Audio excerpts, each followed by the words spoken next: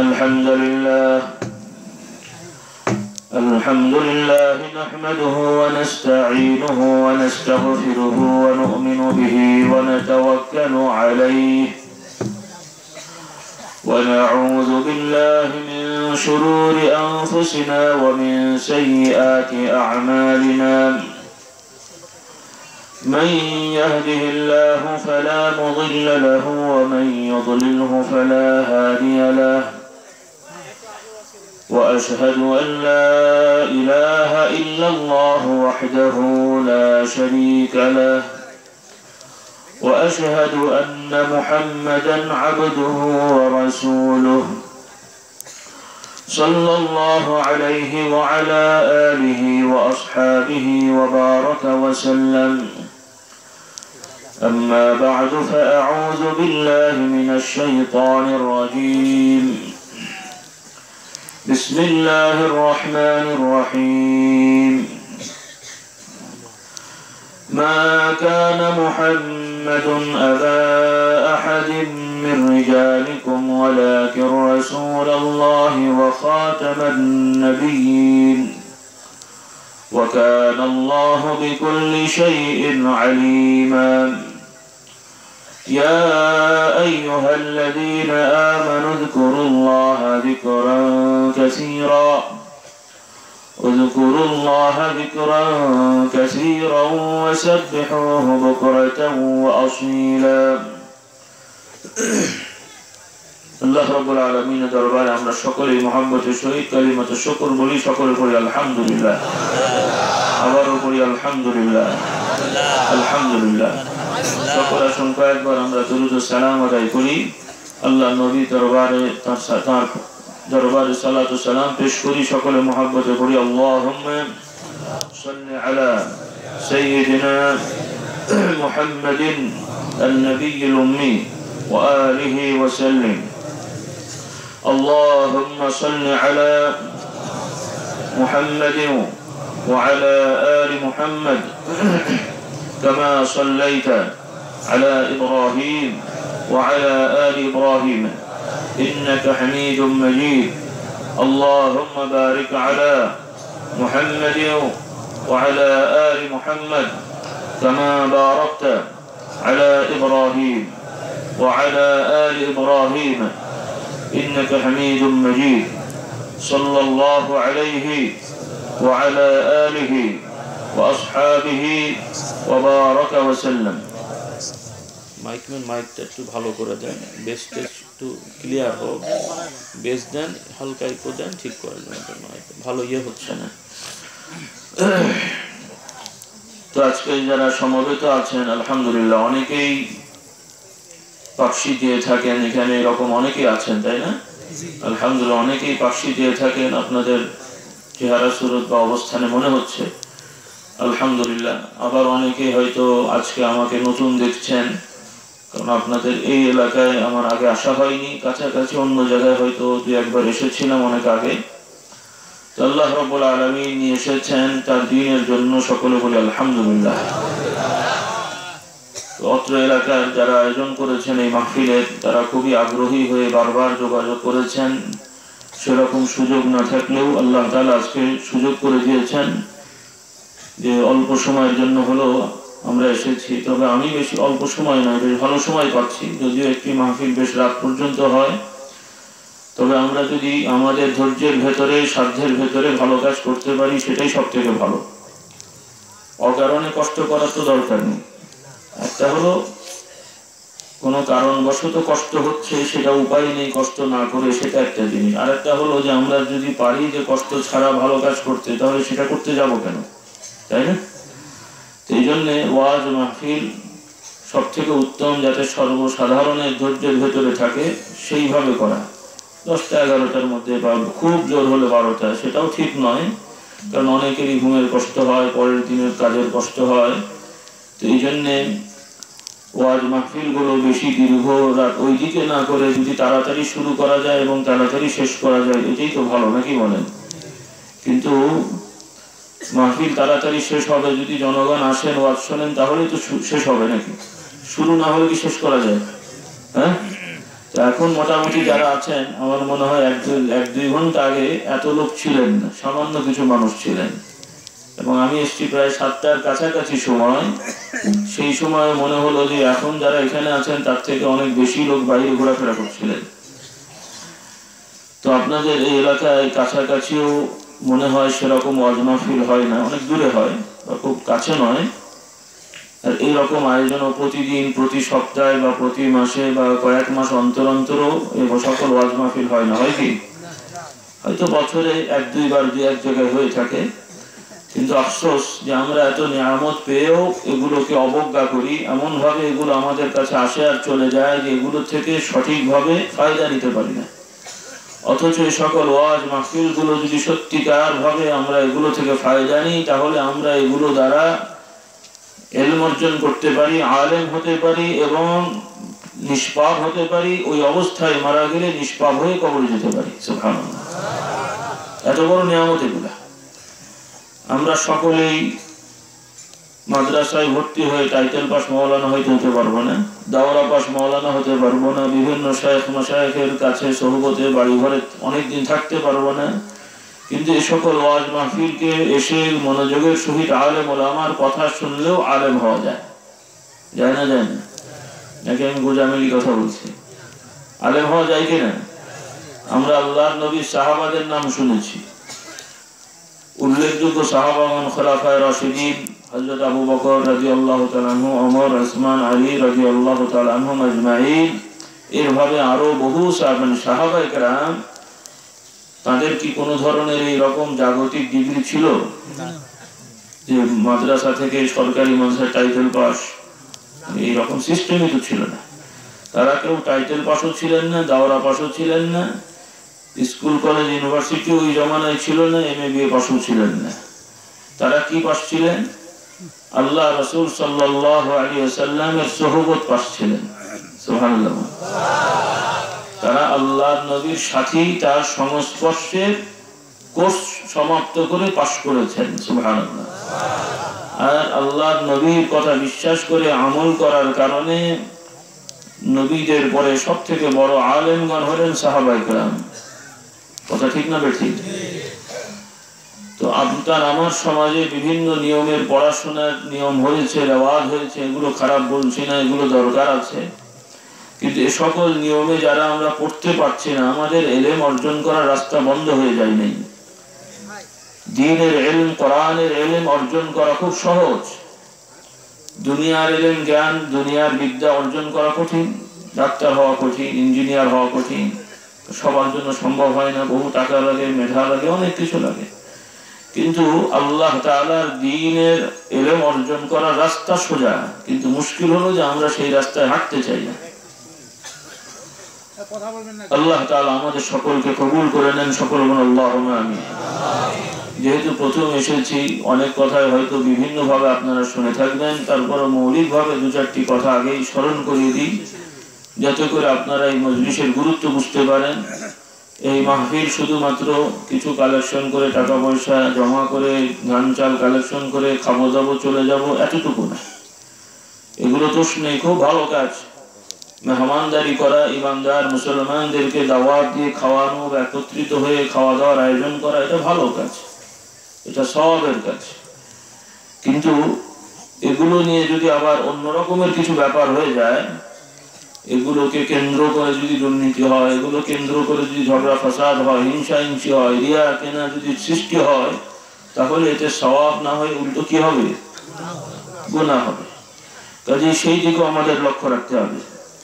তো যাই হোক, এখানে আগেই লেখা হয়েছে ওয়াজ মাহফিল ও হালকায়ে জিকির। ওয়াজ হলো আরবি শব্দকে আরবিতে ওয়াজ বলা হয়। ওয়াজ মানে হলো দিক নির্দেশনা, পরামর্শ, নসিহত, কি বলে আপনার মানুষকে সঠিকভাবে দিক নির্দেশনা দেওয়াকে আরবিতে বলা হয় ওয়াজ। তো আল্লাহ রাব্বুল আলামিন তার পক্ষ থেকে নবী রাসূলদের মাধ্যমে, কিতাবের মাধ্যমে তার বান্দাদের জন্য ওয়াজ করে পাঠিয়েছেন। সুবহানাল্লাহ। এই কোরআন শরীফেরও আরেকটি নাম, বা কোরআন শরীফের মধ্যে যা কিছু আছে এটাকে আরবিতে কোরআন পাকেও বলা হয়েছে এটা মাউইযা। কোরআন পাকে আল্লাহ তাআলা বলছেন, ইয়া আইয়ুহান নাস ক্বাদ জাআতকুম মাউইযাতুম মির রাব্বিকুম। হে মানুষেরা, এই যে কোরআন শরীফ নাজিল হলো মুহাম্মদ রাসূলুল্লাহর প্রতি সকল মানুষের জন্য। কেন নাজিল হলো? যে মানুষের ঠ্যাঙে ব্যথা হবে, মাথায় ব্যথা হবে, আর হুজুরেরা পানি পড়ে দেবেন, তেল পড়ে দেবেন, ভালো হবে, এটার জন্যই নাকি? এটা হবে না সেটা বলছি না, এটা একটা সাধারণ সাইড, এটা একটা ছোট্ট দিক। কিন্তু এর থেকে বড় দিক হলো যে এই কোরআন নাজিল হয়েছে মুহাম্মদ রাসূলুল্লাহর প্রতি। কিয়ামত হবে যে আমরা বিশ্বাস করি মুমিন মুসলমান, অর্থাৎ এই জগতের সব কিছু যেমন সৃষ্টি হয়ে সুন্দরভাবে চলছে, আবার আল্লাহ তাআলার একটি হুকুমে সব ধ্বংস হবে। বিশ্বাস হয় তো নাকি? নাকি মনে হচ্ছে যে হুজুররা বলে আদৌ কি হবে কিনা কে জানে নাকি? হ্যাঁ, আলহামদুলিল্লাহ আপনারা যারা মধ্যম বয়সী বা এমনি আছেন অনেকেই আলহামদুলিল্লাহ ভালোভাবে বিশ্বাস করছেন, কিন্তু আপনাদেরই বহু ছেলে মেয়েরা আছে কলেজ ইউনিভার্সিটিতে পড়ুয়া বা পড়ছে, তাদের ভেতরে এই সকল কথাগুলো কিছুটা পুঁথিবিদ্যার মতো শোনা কথা, শুনছে বলছে তাই জানে, কিন্তু আসলে অন্তর দিয়ে এগুলো বিশ্বাস করছে না। বহু মুসলমানের ছেলে মেয়েরা, শুধু বাংলাদেশের কথা আমি বলছি না, পৃথিবীব্যাপী, বলতে হয়তো শুনতে খারাপ লাগবে, কিন্তু বাস্তবতাটা হলো এই যে আরব দেশ সহ মুসলমানদের দেশগুলোকে এখন যে অমুসলমানরা বিভিন্নভাবে আক্রমণ করছে, নির্যাতন করছে, জুলুম করছে, তারা তো অন্যায় করছেই, কিন্তু এই যে অন্যায় তারা করার সুযোগ পেল, এটার জন্য দোষী, বড় দোষী হলো আমরা মুসলমানেরা। কারণ আমরা মুসলমানেরা নামে মুসলমান হব, কিন্তু কাজে ইসলাম মানব না, ইসলামের আদর্শ মুসলমান মানব না, কিন্তু গায়ের জোরে মুসলমান হব। তো গায়ের জোরে মুসলমান থাকলে কি রহমত পাওয়া যায় নাকি? হ্যাঁ, নামাজ পড়বো না, রোজা রাখবো না, মিথ্যা বলবো, জেনা করবে, মদ খাবে, গান গাইবে, জিকির আজকাল নেই, গান নিয়ে ব্যস্ত। আল্লাহ হেদায়েত করুন। আরব দেশগুলো শুনতে ভালো লাগে যে আরবের লোক, কিন্তু এরা যে কত রকম বাঁদরামি করে আপনি কল্পনা করতে পারবেন না। আল্লাহ এদের হেদায়েত করুন। তবে তার মানে তারা খারাপ আমরা ভালো সেটা বলছি না। আরব দেশের লোক মানে সব ফেরেশতা না, মক্কা শরীফের লোক মানে সব ফেরেশতা না, মদিনা শরীফের লোক মানে সব ফেরেশতা না। তুলনামূলক তারা অনেক ভালো আছেন, কিন্তু আরো অন্যান্য যে দেশগুলো রয়েছে এই সকল দেশের মুসলমানদের আভ্যন্তরীণ অবস্থা খুবই খারাপ। হাতে গোনা মুষ্টিময় কিছু মানুষ আছেন, আল্লাহ তাদের হেদায়েত রেখেছেন, খুব মুত্তাকি পরেজগার, আর একটি বড় অংশই নানান ধরনের কবিরা গুনাতে তারা লিপ্ত আছে। অনেকেই ফাসিক, আবার অনেকেই ঈমান হারা, নাউযুবিল্লাহ। মুসলমানের সন্তান সাহাবা তাবিঈনদের বংশধরদের ভেতরেও বর্তমানে বহু লোক আছে যারা আল্লাহকে অস্বীকার করে বসেছে, নাউযুবিল্লাহ। আপনাদের দেশে, ভারত বাংলাদেশে তো সাহাবা তাবিঈনদের বংশধর আছেন খুব কম, বেশিরভাগ হয়তো 5 পুরুষ, 7 পুরুষ, 10 পুরুষ, 12 পুরুষ আগেকার মুসলমান বেশিরভাগ। কিন্তু একদম আল্লাহ রাসূলের সাহাবাদের পক্ষ, মানে সেই সময় থেকে ধারাবাহিকভাবে মুসলমানের সংখ্যা ভারতীয় উপমহাদেশে খুব বেশি না, আছেন কিছু আলহামদুলিল্লাহ। তো কথা হলো আরব দেশগুলো, সৌদি আরব সহ আশপাশের যে আরব দেশগুলো বলা হয়, সিরিয়া, মিশর, ইরাক, ইরান, এই সমস্ত অঞ্চলে বহু সাহাবা ইকরামদের বংশধর রয়েছেন আলহামদুলিল্লাহ, অনেকে ভালো আছেন। আবার কেউ কেউ এদের ভেতরে যারা আল্লাহকে অস্বীকার করে বসছে, নাস্তিকও হয়ে গেছে, নাউযুবিল্লাহ, এরকম আছে। আর এরপরে চলাফেরা করলে দেখা যেত, আমি বহু আগের কথা বলছি, কাউকে কটাক্ষ করে বলছি না, অর্থাৎ এই যে অভিশাপ, এই যে গজব হওয়ার পেছনে কারণ হলো যে আমরা মুসলমানরাও কিছু ইসলাম মানলেও ইসলামের বহু আদর্শ আমাদের কাছে অবহেলিত, এই জন্য এই বিপদে আমাদেরকে পড়তে হয়েছে। তবে রাস্তা বন্ধ হয়নি, এখনো রাস্তা খোলা। যদি আমরা তওবা করে আল্লাহ দরবারে কান্নাকাটি করে ফিরে আসি, আল্লাহ তাআলা দরবারে এই জিনিস পরিবর্তন করতে মুহূর্ত সময় লাগবে না, ইনশাআল্লাহ। সুবহানাল্লাহ। শুধু গায়ের জোরে বললে হবে না যে আল্লাহ মুসলমানের সাথে আছেন। কোন মুসলমানের সাথে আল্লাহ থাকবেন? আল্লাহর খাস রহমত কোন মুসলমানের উপরে উঠবে? যেই মুসলমান মিথ্যে বলে, যেই মুসলমান গাঁজা খায়, যেই মুসলমান জেনা করে, যেই মুসলমান মানুষ ঠকায়, যেই মুসলমান জমি দখল করে রাখে, যেই মুসলমান মানুষকে বলে মানুষের সম্পদ আত্মসাৎ করে, সেই মুসলমান যদি বলে খোদা আমার সাথে আছে, আল্লাহর সাথে আছেন নাকি? হ্যাঁ, আল্লাহু আকবার। আল্লাহ তাআলা সত্যিকার মুসলমানের সাথে সব সময় আছেন, সকলে বলুন সুবহানাল্লাহ। যদি মুসলমান হতে পারিনি, এজন্য আল্লাহ তাআলা জানিয়ে দিলেন, হে মানুষেরা, তোমরা ভয় পাবে না, টেনশন করবে না, হাও প্রতি সম্পন্ন হবে না। ওয়ালা তাহিনু ওয়ালা তাহজানু ওয়া আনতুমুল আ'লাউনা ইন কুনতুম মুমিনিন।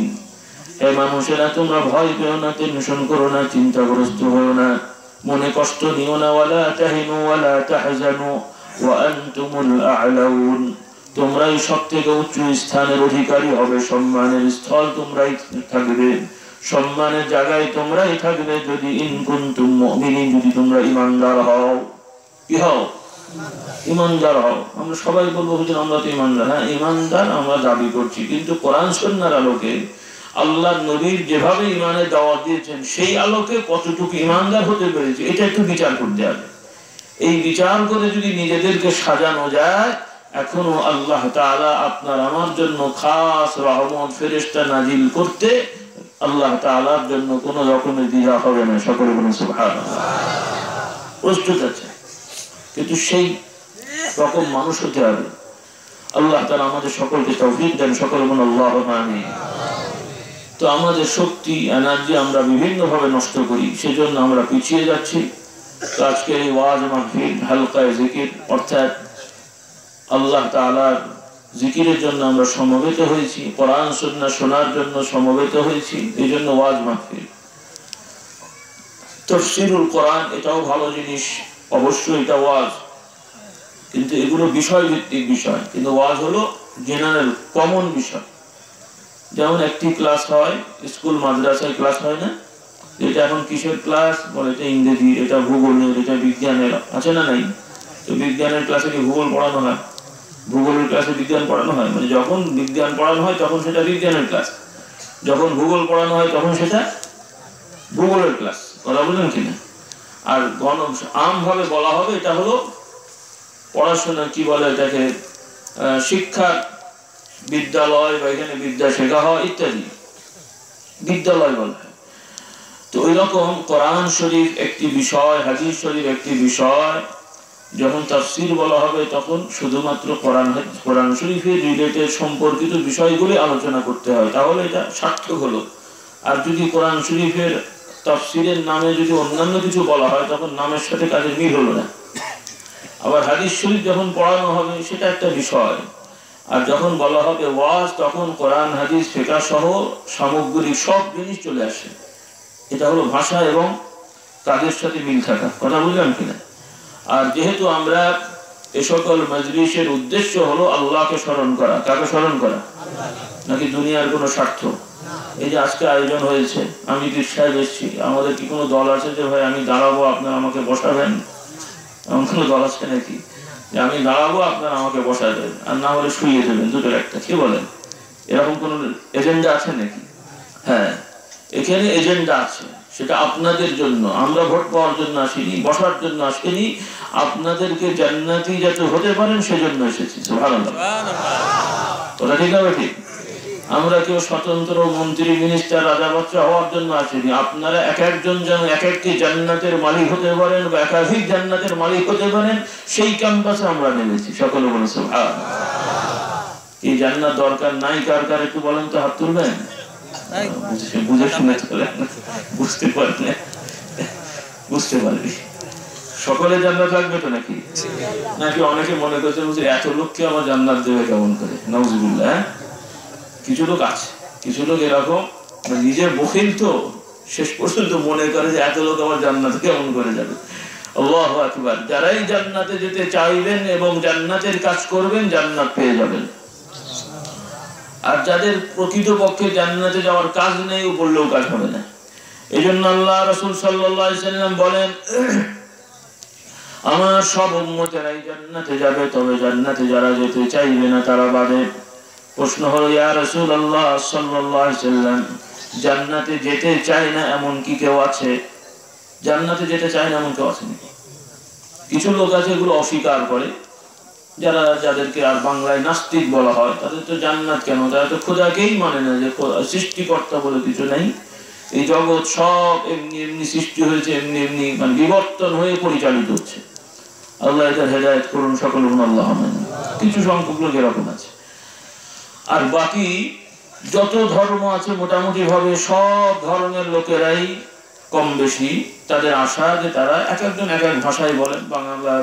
বাংলা ভাষাভাষী অন্য ধর্ম অবলম্বীরা বলে তারা স্বর্গে যাবে, ইংরেজি ভাষাভাষীরা তাদের মানে ধর্ম অনুযায়ী বলে তারাও জান্নাতে যাবে। বিভিন্ন এক একজনের এক এক ভাষা আছে।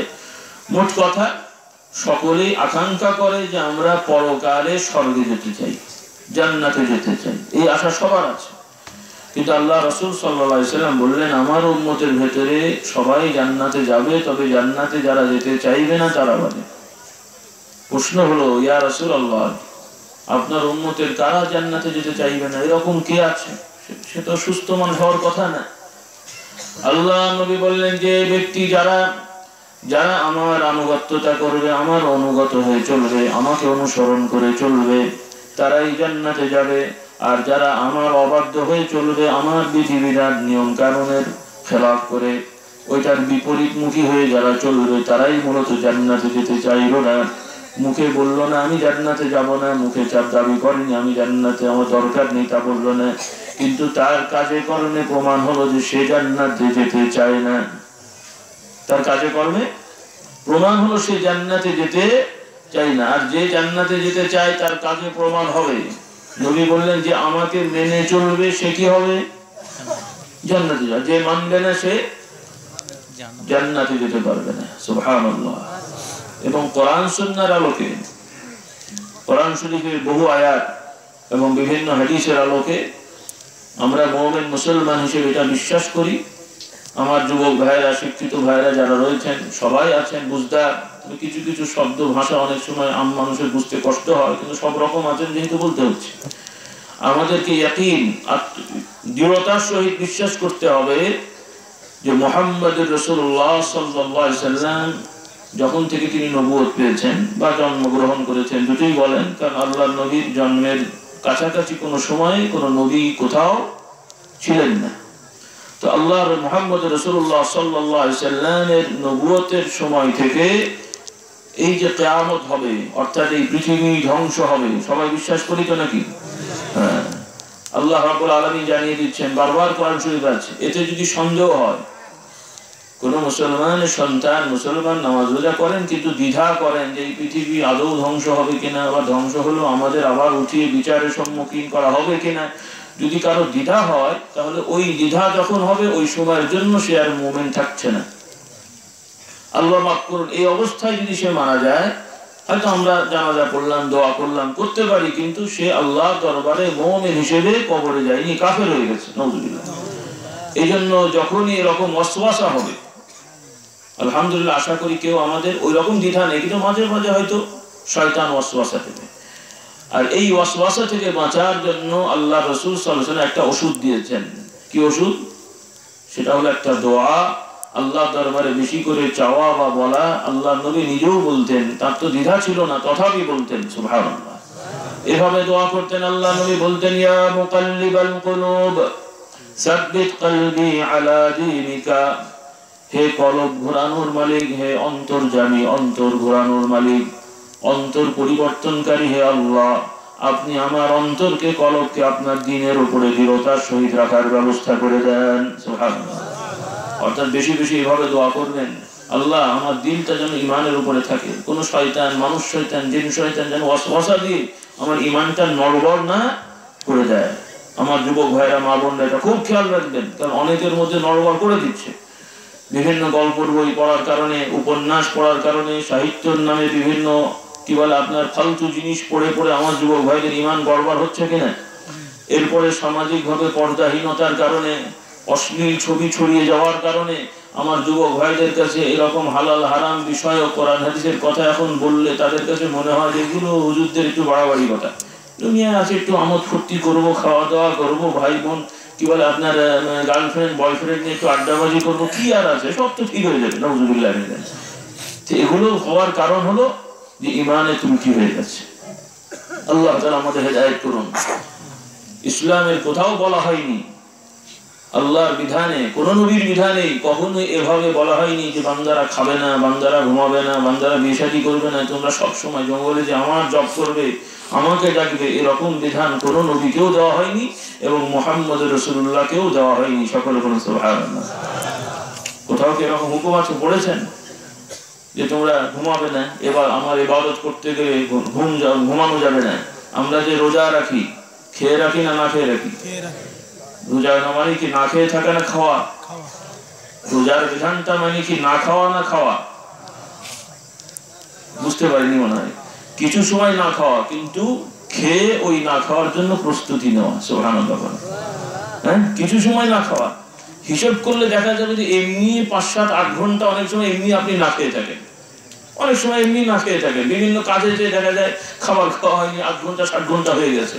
কিন্তু আল্লাহ রাব্বুল আলামিন বিধান দিয়েছেন যে বান্দার কষ্ট হবে, এজন্য নিয়ম দিলেন আগে খেয়ে ভালো করে প্রস্তুতি নাও, সামনে 7-8-10-12 ঘন্টা যেন না খেলে কষ্ট না হয়, আর যখন টাইম হবে তাড়াতাড়ি খাবে। সকলে বলুন সুবহানাল্লাহ। আমরা বুঝে বসে আছি, না খাওয়া মনে হয় রোজা। বরং এই রমজান মাসে অন্য দিনের তুলনায় বেশি খান না কম খান? রমজান মাসে খাওয়া বেশি হয়, কথা ঠিক না বেশি? যে লোকটা হয়তো ওজন 60 কেজি ছিল, এক রমজানের পরে দেখবেন অন্তত 3-4 কেজি বাড়বেন, কমবেন না। বাংলাদেশে যেভাবে আমরা খাই তাতে করে, এখন আপনাদের এলাকায় কি হয় আমি জানি না, আমি শহর এলাকার কথা বলছি, শহর এলাকার কথা বলছি, আপনাদের কি হয় ভাই আমি জানি না, যাই হোক কম বেশি হতে পারে। তো মোট কথা, আল্লাহ তাআলার কোন বিধান বান্দাকে কষ্টে ফেলার জন্য না, সাময়িক কিছু কষ্ট থাকলেও তার ভেতরে আরাম আনন্দটাই বেশি আছে। সকলে বলুন সুবহানাল্লাহ। হয়তো ইসলামের কিছু বিধান মানতে সামাজিকভাবে সাময়িক অন্যের তুলনায় কিছু কষ্ট হয়, কিন্তু 50, 60, 70, 80 বছরের কিছু কষ্ট যদি মেনে নেওয়া যায়, অনন্তকাল জান্নাত পাওয়া যাবে। আর এই কষ্ট মানে এমন না যে কষ্ট করতে যে আপনার জান চলে যায়, এরকম কষ্ট দেওয়া হয়নি। কষ্ট মানে কি? শীতকালে হয়তো ওযু করে নামাজ পড়তে হয়, তো শীতকালে ওযু করে নামাজ পড়তে যেয়ে কি কেউ মরে যায়? আর যদি এইরকম ভয় থাকে যে শীতকালে ঠান্ডা পানি দিয়ে ওযু করতে গেলে একজনের কি বলে এমন রোগ যে সে বেচারা ফিট হয়ে যেতে পারে বা সেন্সলেস হয়ে যেতে পারে অথবা অবশ হয়ে যেতে পারে, তার জন্য তো জোর করে ওযু করারও দরকার নেই, হয় গরম পানি ব্যবহার করবে, সেই রাস্তা না থাকলে তায়াম্মুম করবে। কথা ঠিক না ঠিক? একজন লোক দাঁড়িয়ে নামাজ পড়তে হয়, স্বাভাবিকভাবে দাঁড়িয়ে নামাজ পড়া নারী পুরুষ সবার জন্য কি ফরজ নামাজ? ফরজ নামাজ দাঁড়িয়ে আদায় করা নারী পুরুষ সবার জন্য কি ফরজ। কিন্তু একজনের ওজর আছে, মানে দাঁড়িয়ে থাকতে পারে না বা দাঁড়াতে পারলেও রুকু সিজদায় যেতে পারে না, যা যেতে গেলে খুবই কষ্ট হয়, অসহ্য ব্যথা হয় বা পড়ে যাওয়ার ভয় থাকে বা এমন অবস্থা হাড় হয়ে গেছে ফেটে যাওয়ার ভয় থাকে, এরকম হয় না অনেক সময়। তো তাকে কি জোর করে দাঁড়িয়েই নামাজ পড়তে হবে না বসে পড়বে? বসে পড়লে সওয়াব কম হবে নাকি?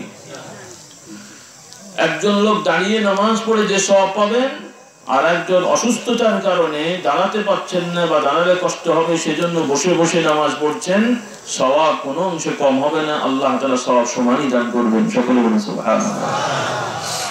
পক্ষান্তরে যদি এটাও বলে রাখি মাসলা, ইচ্ছা করে সুস্থ মানুষ ফরজ নামাজ যদি দাঁড়িয়ে পড়ে বসে পড়ে, সুস্থ মানুষ ইচ্ছা করে ফরজ নামাজ যদি বসে পড়ে, তাহলে সেই নামাজ হবে? সেই নামাজ হবে না। এটা আগেই বলে রাখলাম। অনেক মা বোনদের ব্যাপারে আমরা শুনতে পাই বিভিন্ন ভাবে যে তারা সুস্থ অবস্থায় বসে বসে ফরজ নামাজ আদায় করেন। আপনাদের এলাকায় আছে কিনা আমি জানি না, যদি থাকে আমার ভাইয়েরা যারা আছেন, যদি আপনাদের স্ত্রী মা বোন বা কেউ কেউ যদি এরকম দেখেন যে সুস্থ মানুষ হাঁটাচলা করছেন কাজ করছেন কিন্তু নামাজের সময় যে বসে থাকেন, অনেকে হয়তো বলবেন হুজুর নামাজই পড়ে না তো বসে বললো কোথায়, এরকম অনেকে আছেন নাকি? আল্লাহ হেদায়েত করুন, খবরদার আল্লাহ হেদায়েত করুন। এই কথা বারবার বলা হচ্ছে, আমি আর সেদিকে রিপিট করতে যাচ্ছি না। তো মাসলাটা চলে আসলো সেজন্য আমি বললাম যে নিজের স্ত্রী মা বোন যাদের আছেন বা যারা মা বোনরা শুনতে পাচ্ছেন, খবরদার ফরজ নামাজ সুস্থ অবস্থায় বসে পড়বেন না, দাঁড়িয়ে আদায় করবেন। এবং নফল মুস্তাহাব কি বলে সুন্নত ওয়াজিব এই নামাজগুলো দাঁড়িয়ে পড়াটাই উত্তম এবং দাঁড়িয়ে পড়াটাই দরকার। আর সুস্থ অবস্থায় যদি নফল নামাজ বসে পড়া হয় তাহলে সওয়াব কম হয়, সওয়াব হবে কিন্তু কি হবে? কম হবে। তাহলে আপনি যদি বেশি ইনকাম করার সুযোগ থাকে, কে আছে কম ইনকাম করবেন? আপনি দোকান খুলেছেন, একদিন দেখতে পাচ্ছেন সাধারণত মনে করেন রাত 8টায় বন্ধ করেন, একদিন দেখছেন একটু কাস্টমার বেশি, আরো আধ ঘন্টা 1 ঘন্টা থাকলে কিছু ইনকাম বেশি হবে, কেউ কি বন্ধ করে সাধারণত? বলবে আরো কিছুক্ষণ বসি, কথা ঠিক কিনা? তাহলে দুনিয়ার টাকা পয়সার ব্যাপারে আমরা খুব সচেতন যে কিভাবে 10 টাকা 10 আনা 5 পয়সা বেশি লাভ করা যায়, কিন্তু ইবাদতের ব্যাপারে সওয়াবের ব্যাপারে আমাদের চারপাশে কত সময় চলে যায় যে একটু নড়াচড়া দিলেই আমার আমলনামায় সব জমা হয়ে যায়, কিন্তু অলস। এই যেমন আজকের এই মজলিস হলো, মনে করেন যে একজন লোক 3-4 ঘন্টা, মনে করেন এই মজলিসটা সন্ধ্যেবেলা থেকে 6টা থেকে যদি শুরু হয়, মাগরিব থেকে নামাজ টামাজ পড়ে মোটামুটি 5:45 বা 6টা থেকে হয়তো শুরু, এই 10টা পর্যন্ত চলবে মোটামুটি 4 ঘন্টা।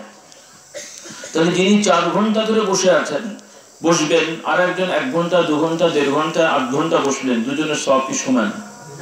তাহলে যেই লোকেরা এই 6টায় না এসে 7টায় এলেন, 8টায় এলেন, 9টায় এখন আসছেন, তারা এই এত 1.5 ঘন্টা 2 ঘন্টা 3 ঘন্টাতে খুব বেশি কাজ করেছেন এমন তো হয়তো নয়। এই রাস্তাঘাটে ঘোরাফেরা করেছেন, শয়তান ঢুকতে দেয়নি, অসুবিধা এই যাবি তো একটু পরে, কিন্তু এই যে 2-3 ঘন্টা আগে এলে কিছু সওয়াব জমা হতো, হয়তো এমন কিছু কথা ওলামারা বলতেন, সেটা শুনলে আপনার আমল পরিবর্তন হতো, আপনি গুনাহগার ছিলেন, এখন নিষ্পাপ হয়ে বাড়ি যেতে পারতেন। সুবহানাল্লাহ।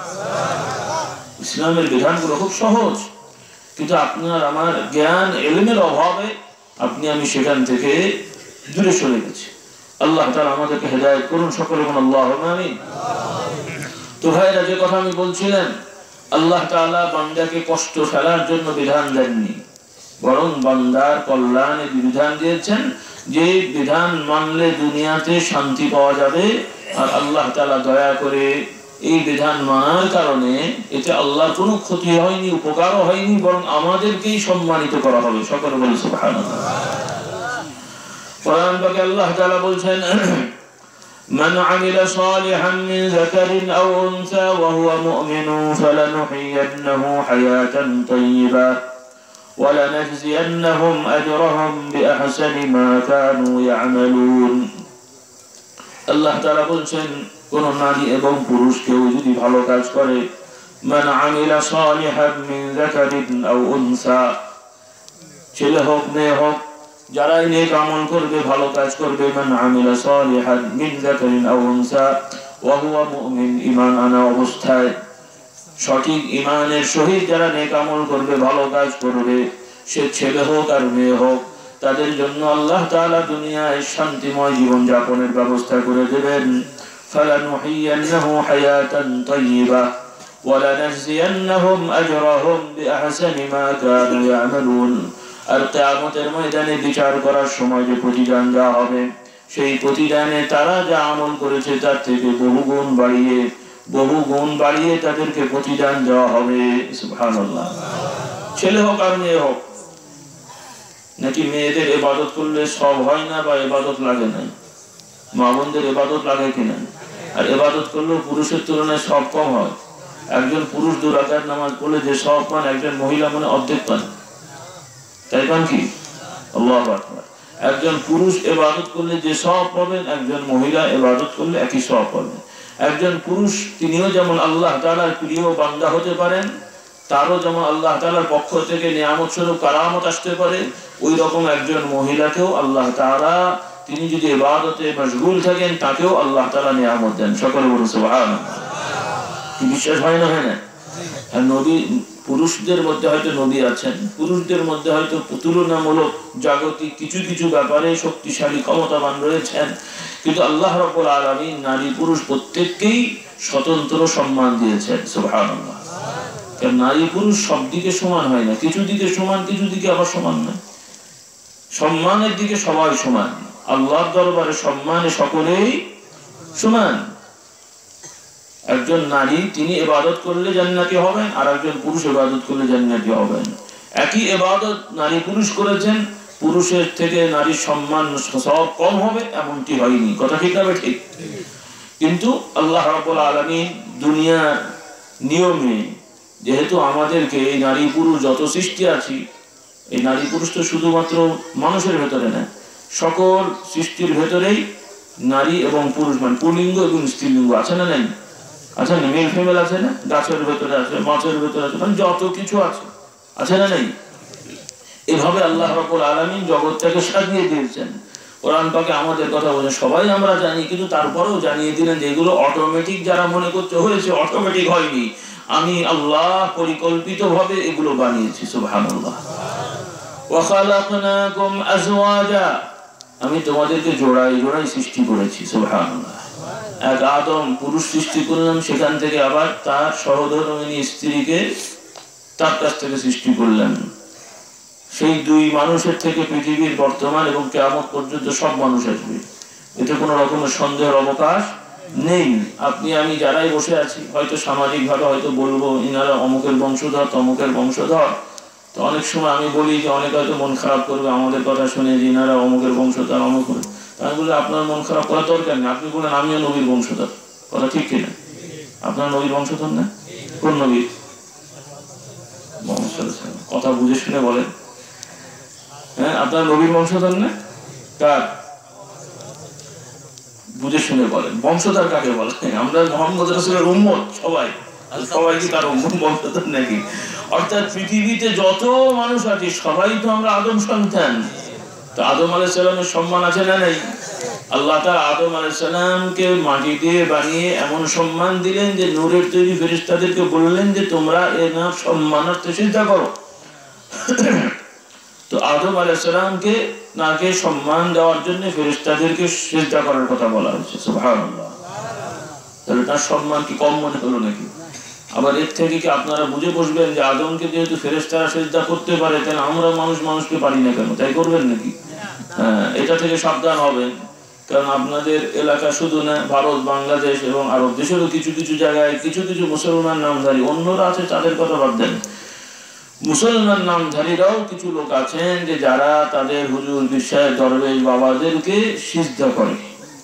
নাউজুবিল্লাহ। তারা যুক্তি দেয় এরকম যে ফেরেশতারা যদি আদমকে সিজদা করতে পারে, ইউসুফ আলাইহিস সালামকে যদি তার বাবা মা সহ ভাইরা বা লোকেরা সিজদা করতে পারে, তো আমরা পারবো না কেন? নাউজুবিল্লাহ। এখন ওই যুক্তি দিয়ে বলতে হয় যে আদম আলাইহিস সালামের মেয়েদের মধ্যে ছেলেদের মধ্যে ভাই বোনে বিয়ে হয়েছে, তো আপনারা দেবেন নাকি? আদম আলাইহিস সালামের ছেলেদের ছেলে মেয়ে ছিল না, তো আদম আলাইহিস সালামের ছেলে মেয়েদের ভিতরে ভাই বোনে বিবাহ করতে হয়েছে, কারণ ওখানে তার অন্য কোনো মানুষ নেই। তাদের জন্য ওই সাময়িক সময়ের জন্য একটা জেনারেশনে এটা বৈধ ছিল, পরবর্তী জেনারেশনটা চেঞ্জ, তখন আবার চাচতো ভাই, মামাতো ভাই, ফুফাতো ভাই, এরপরে এখন তো ওপেন হয়ে গেছে। কথা ঠিক কিনা? এখন আর আপন ভাই বোন, দুধ ভাই বোন, এখন কি বিবাহ শাদী কোনো বৈধতা আছে? হারাম হয়ে গেছে। তাহলে এক এক সময়ের শরীয়তে আল্লাহ তাআলা কিছু কিছু বিষয় বৈধ রেখেছেন, পরে আবার নিষেধ হয়ে গেছে।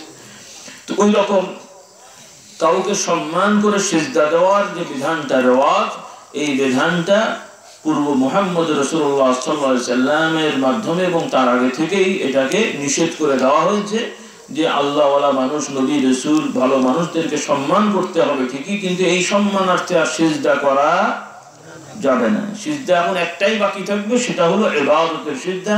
সেটার কিবলা হবে কাবা, আর সিজদা করা হবে কাকে? আল্লাহকে। আল্লাহকে সিজদা হবে, কিবলা হবে কাবা। এখানে আবার কিছু লোক যুক্তি দেয় যে কিছু হুজুর, পীর সাহেবকে সামনে রেখে খোদাকে সিজদা করা যায়। নাউজুবিল্লাহ বলে। খুব সাবধান, খুব সাবধান। এটা বাংলাদেশ, ভারতে খুব প্রচলিত, আপনাদের এলাকায় হয়তো সেরকম নাই, কিন্তু একটা কথাই বলে না যে রোগ হলে ওষুধ দিতে হয়, আর সম্ভাবনা থাকলে টিকা দিতে হয়, সাবধান করতে হয়, তাই না? তো এরকম সম্ভাবনা আছে, কারণ ওই রকম লোকেরা এই যারা মানুষকে সিজদা দেয়, হুজুরকে সিজদা দেয়, বাবাকে সিজদা দেয়, বাবাকে সামনে রেখে বলে খোদাকে সিজদা করি, এইরকম মানুষের ব্যাপক প্রচারণা চলছে বিভিন্ন ভাবে। কাজেই আমার যুবক ভাইয়েরা বা যারা আছেন, মা বোনরা, খবরদার এদের খপ্পরে পড়বেন না। আমরা মুমিন মুসলমান, মুহাম্মদ রাসূলের উম্মত, আমরা বিশ্বাস করি মানুষদেরকে সম্মান করতে হবে, কিন্তু সম্মানার্থে সিজদা করার রেওয়াজ আর মুহাম্মদ রাসূলুল্লাহর শরীয়তে নেই। এটা সম্পূর্ণ হারাম, কবিরা গুনাহ হবে। আর যদি কেউ ইবাদত হয়ে করে তাহলে তার ঈমান বরবাদ হয়ে যাবে। নাউজুবিল্লাহ। আর এই হারামকে হালাল মনে করলেও ঈমান বরবাদ হয়ে যাবে, যেহেতু আল্লাহ নবী এটাকে নিষেধ করে দিয়েছেন।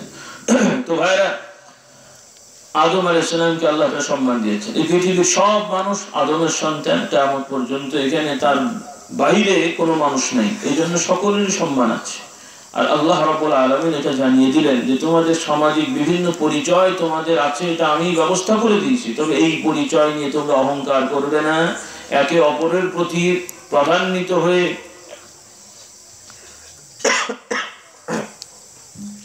একে অপরের প্রতি নিজেদেরকে বড় মনে করবে না, কারণ এর মধ্যে কোনো বড়ত্ব নেই। এখন মক্কা শরীফের লোকেরা যদি বলে যে আমরাই ভালো, অন্য এলাকার লোকের থেকে আমাদের সম্মান বেশি, যেহেতু আমরা কাবা ঘরের পাশে থাকি, চুরি চামারি ডাকাতি যাই করি আমরা কাবা ঘরের পাশে থেকে আমরা ভালো, তাই হবে তো নাকি? তাই হতে পারে? মদিনা শরীফের লোকরা যদি বলে আমরা নবীর রওজার পাশে থাকি, আমরা নবীর কি বলে আত্মীয় স্বজন বা তার সাহাবাদের বংশধর কেউ কেউ যদি এখন খুব একটা নেই, তারা যদি বলে আমরা অন্যদের তুলনায় সম্মানিত, এই দাবি কি সঠিক হবে? আবার পরবর্তী এভাবে ইউরোপ আমেরিকার লোকেরা যদি বলে আমরা জ্ঞানে বিজ্ঞানে অনেক আগিয়ে গেছি, আমরাই সবকিছু করতে পারি, তাহলে আমরাই হলাম সবার থেকে সম্মানিত, আর সবাই আমাদের গোলাম। এটা যদি বর্তমানে তারা দাবি করে, মুখে না বললেও মূলত বাস্তবে এটাই করে, কথা ঠিক কিনা? তারা মুখে হয়তো সেরকম বলবে না, কিন্তু তাদের পরিকল্পনায় এমন করে তারা ছক বেঁধেছে যে তারাই এই পৃথিবীর রাজত্ব করবে, আর পৃথিবীর অন্যান্য এই যারা লো ক্লাসের লোকের আছেন তারা তাদের সেবা করে বেড়াবে। তাদের ইচ্ছা হলে গরু ছাগলের মতো মারবে, আবার ইচ্ছা হলে বাঁচিয়ে রাখবে, নাউজুবিল্লাহ। এই পরিকল্পনা তাদের চলছে।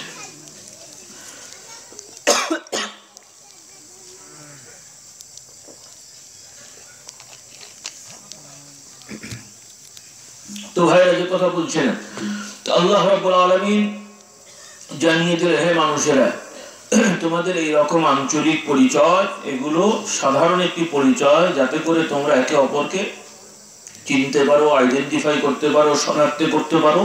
এটার জন্য এই সকল পরিচয় তোমাদের মধ্যে আমি সৃষ্টি করে দিয়েছি। সুবহানাল্লাহ। এক এক এলাকার লোকের এক এক রকম ভাষা, এক এক রকম বৈশিষ্ট্য, এক এক অঞ্চল করা হয়েছে। এটাই আল্লাহ তাআলা বলেন, ইয়া আইয়ুহান নাস ইন্না খালাকনাকুম মিন যাকারিন ওয়া উনসা ওয়া জাআলনাকুম শুউবান ওয়া ক্বাবাইলা লিতাআরাফু ইন্না আকরামাকুম ইনদাল্লাহি আতকাকুম। হে মানুষেরা, তোমাদেরকে আমি এক নারী পুরুষ থেকে সৃষ্টি করে নারী পুরুষে বিভক্ত করে বিভিন্ন জাতি গোষ্ঠীতে বিভক্ত করে দিয়েছি, যাতে করে তোমরা একে অপরের পরিচয় পেতে পারো, একে অপরকে শনাক্ত করতে পারো, আইডেন্টিফাই করতে পারো। তবে জেনে রাখো, সত্যিকার সম্মানিত ওই সকল লোকেরাই, এই ভৌগোলিক অবস্থান দিক থেকে নয়, ভাষাগত দিক থেকে নয়, বংশ পরিচয় নয়, প্রকৃত আল্লাহ তাআলা দরবারে সম্মানিত তারাই হবেন যারা আল্লাহ তাআলাকে ভয় করে তার বিধান মেনে চলবেন, বা নিজেদের নিরাপত্তা যারা চাইবেন, জাহান্নামের আগুন থেকে বাঁচতে চাইবেন, জান্নাতের আশা করবেন, এই সব মানুষেরাই আল্লাহ রাব্বুল আলামিন বলছেন তারাই হলো প্রকৃত সম্মানিত। সুবহানাল্লাহ। প্রকৃত সম্মানিত তারাই হবে যারা নিজেদেরকে নিরাপদে রাখতে চাইবেন কোত্থেকে? জাহান্নাম থেকে। আমরা মুত্তাকির কথা শুনি যে আল্লাহ তাআলা মুত্তাকিদের ভালোবাসেন, তাকওয়াকারীকে ভালোবাসেন। এই তাকওয়া মুত্তাকি কারা? তাকওয়া অবলম্বনকারী কারা? একজন লোক বাহ্যিকভাবে কোন হুজুরের মুরিদ হয়ে বা কোন ইসলামী মানে যারা দাওয়াত দেন, দল করেন, বিভিন্ন এদের সাথে ঘুরে হয়তো সুন্দরভাবে নামাজ পড়েন, মাশাআল্লাহ দাড়ি রেখেছেন, জুব্বা গায়ে দিয়েছেন, মাথায় টুপি দিয়েছেন, খুব ভাবে, ঠিক আছে, ভালো কথা। কিন্তু দেখা গেল মিথ্যে কথা বললো, দেখা গেল চগলখুরি করে, গীবত করে, দোকানদারি করতে যে মানুষকে ঠকায়, লেনদেন করতে যে ওয়াদা খেলাফ করে, তো ইনাকে কি বলা যায়? খুব মুত্তাকি নাকি বলেন? দেখতে মনে হবে কি আমরা মনে করবো মুত্তাকি হয়েছে, কিন্তু যিনি প্রকৃত মুত্তাকি হবেন সে কি মিথ্যাবাদী হবেন? গীবত করবেন, দোকানদারি করলে ফাঁকি দেবেন, মানুষের প্রতি মানুষের ক্ষতিকর এমন কোনো কাজ করবেন? কারণ প্রকৃত মুত্তাকি তাকেই বলা হয় যিনি আল্লাহকে ভয় করবেন, জাহান্নামের আগুন থেকে বাঁচার চেষ্টা করবেন। আর জাহান্নামের আগুন থেকে বাঁচার চেষ্টা করা মানে যেগুলো হারাম, আল্লাহ রাসূল যেগুলো নিষেধ করেছেন ওই বিষয়গুলো থেকে বেঁচে থাকবে, পারতপক্ষে ওই ব্যাপারে জড়াবে না, তিনি হলেন প্রকৃত মুত্তাকি। শুধু লেবাস পোশাকে সাজলে হলো না, শুধু বড় জব্বা গায়ে দিলে হলো না, এটা লাগবে না আমি সেটা বলছি না, বড় জামা গায়ে হলো না, টুপি মাথায় তো দরকার আছে না? নেই। টুপি মাথায় যা ভালো কাজ, সওয়াবের কাজ, তবে মাথায় না দিলে গুনাহ হয় না, কিন্তু সওয়াবের কাজ করার দরকার আছে না? নেই। দরকার আছে না? নেই। বুঝলাম, গুনাহ হলো না, কিন্তু মাথায় দিলে তো সওয়াব হবে। বড় জামা গায়ে দেওয়াটা ভালো, দাড়ি রাখাটা দরকারি নাকি দরকারি না, কি নফল না ওয়াজিব, জরুরি না ঐচ্ছিক? দাড়িটা ছেড়ে রাখা এটা কি জরুরি নাকি ঐচ্ছিক, যে আপনার ইচ্ছা হলে রাখবেন না হলে নাই, এরকম কি? জরুরি। কারণ আল্লাহ রাসূল সাল্লাল্লাহু আলাইহি সাল্লাম তার নিজের, তিনি সহ কোন নবী রাসূলের কথা কি আজ পর্যন্ত শুনেছেন যে কোনো একজন নবী ওনার ব্যাপারে বর্ণনা হয়েছে যে ওই নবী খুব মডার্ন নবী ছিলেন, দাড়ি ছিল না? শুনেছেন এরকম? মোটামুটি ভাবে সকল নবী রাসূলগণের দাড়ি ছিল, তারা দাড়ি রেখেছেন, কথা ঠিক কিনা? আচ্ছা, সেটা গেল পূর্বের। আমাদের নবী মুহাম্মদ রাসূলুল্লাহ সাল্লাল্লাহু আলাইহি সাল্লামের দাড়ি ছিল কিনা? ছোট ছিল না বড় ছিল? তাহলে আমাদের নবী দাড়িও বড় ছিল, ছেড়ে রেখেছেন, উনি কাটেন উনি ছাটেন উনি, কথা ঠিক না? ঠিক নাকি আমি বানিয়ে বলছি? আর তিনি শুধু নিজেই রাখলেন না, আর বলেও দিলেন, সাহাবাদেরকে হুকুম দিলেন যে হে সাহাবারা, তোমরাও দাড়ি ছেটো না, কেটো না, ছেড়ে দাও। সাহাবারাও আল্লাহ নবীর এই হুকুম মেনে সকলেই দাড়িকে ছেড়ে রেখেছেন। এরকম সাহাবী আমার জানা মতে নেই যে তিনি ক্লিন শেভ ছিলেন, আমার জানা মতে নেই। কারো থাকলে আমাকে তো খবর দেবেন যদি কেউ পেয়ে থাকেন। তাহলে আল্লাহ নবী হুকুম দিলেন, সব সাহাবারা মানলেন। আল্লাহ নবী নিষেধ করেছেন কাটতে, এই জন্য কেউ আর এটা এই নিষেধ মানে কি বলে, এই নিষেধ সকলেই মেনে নিলেন, কেউ আর এই নিষেধ লঙ্ঘন করলেন না। তাহলে এই সকল বিষয় থেকে বোঝা গেল যে এটা জরুরি, এটা কাটলে গুনাহ হবে। কি হবে? তাহলে আমরা ইচ্ছা করে পয়সা খরচ করে গুনাহ কামাই করবো, এটা বুদ্ধিমানের কাজ হবে? আল্লাহ আমাদের হেদায়েত করুন, সকল গুণ আল্লাহুম্মা আমিন। তো আমাদের না জানার কারণে আমরা অনেকে ভুল করেছি। আজকে থেকে আল্লাহর দরবারে আমরা তওবা করব। আমাকে হাত দেখানো জরুরি না, কারণ হাত দেখান না দেখান আমরা যে কথাগুলো বললাম আল্লাহ তাআলা দেখছেন না? ফেরেশতারা রেকর্ড করছেন না? রেকর্ড হয়ে যাবে যে অমুক এলাকায় অমুক হুজুর এসে ওয়াজ করে বলেছিলেন কিন্তু আপনারা শোনেননি বা অমুক শোনেননি, রেকর্ড হয়ে যাবে কিনা? কাজে আল্লাহকে ভয় করে যেগুলো উলামায়ে কেরাম বলছেন আমরা সাধ্য অনুযায়ী মেনে চলার চেষ্টা করব। রাজি আছি ইনশাআল্লাহ? আল্লাহ তাআলা তৌফিক দেন, সকল বলুন আল্লাহুম্মা আমিন। তবে ভাইরা, এটা জরুরি, কিন্তু এর থেকেও বড় জরুরি হলো মিথ্যা পরিহার করা, গীবত গিল্লা পরিহার করা। কারণ দাড়ি ব্যক্তিগতভাবে কেউ কাটলে গুনাহ হবে, কিন্তু মিথ্যা বললে এমন এমন মিথ্যা আছে যেগুলো শুধু মৌখিক তওবা করলে গুনাহ মাফ হবে না, বরং কিয়ামতের ময়দানে এগুলোর জন্য আসামি হয়ে থাকতে হবে। কি হয়ে থাকতে হবে? ভালো করে বুঝে নেন যে বহু নামাজি রোজাদার মানুষেরাও জাহান্নামে যাবে। বিশ্বাস হয়? নামাজ রোজা করেও কি হবে? জাহান্নামে যাবে। তাহলে কেন করলো বাবা? আল্লাহ মাফ করুন, আমরা কি নামাজ রোজা করে জাহান্নামে যেতে চাই? না করেও কি যেতে চাই? তাহলে জাহান্নাম থেকে বাঁচার উদ্দেশ্য হলো ইবাদত। তো ইবাদত করে যদি জাহান্নামে আবার যেতে হয় তাহলে আর কি করলাম আমরা? এর থেকে হতভাগা তো আর কেউ নেই। এটাই আল্লাহ নবী সাল্লাল্লাহু আলাইহি সাল্লাম সাবধান করে দিলেন। সাহাবীদেরকে বলছেন, তোমরা কি জানো অসহায় কারা? সাহাবারা বলেন, ইয়া রাসূলুল্লাহ, আমাদের মধ্যে অসহায় হলো ওই সকল লোকেরা যাদের টাকা পয়সা নেই, ধন দৌলত নেই, বাড়ি ঘর নেই, স্থাবর অস্থাবর সম্পত্তি নেই, তারা হলো অসহায়। নগদ কিছু জমা নেই, থাকার ঘরও নেই, জমি জায়গাও নেই, দিন আনে দিন খায়, দিন মজুরি কাজ করে বেড়ায়, তারা হলো অসহায়।